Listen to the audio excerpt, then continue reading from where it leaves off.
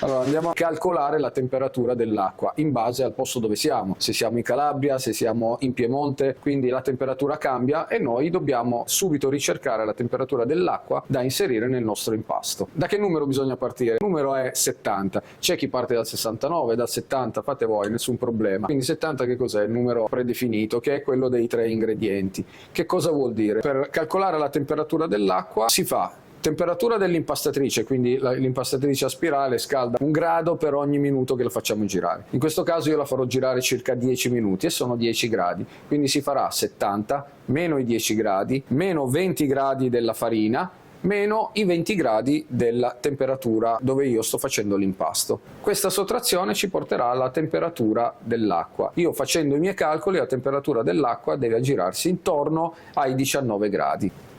Come possiamo vedere siamo lì. Dopo tanti anni di esperienza ho capito che per avere una buona maglia glutinica e quindi un impasto perfetto è molto importante la temperatura finale dell'impasto, che dovrebbe aggirarsi tra i 22 e i 25 gradi.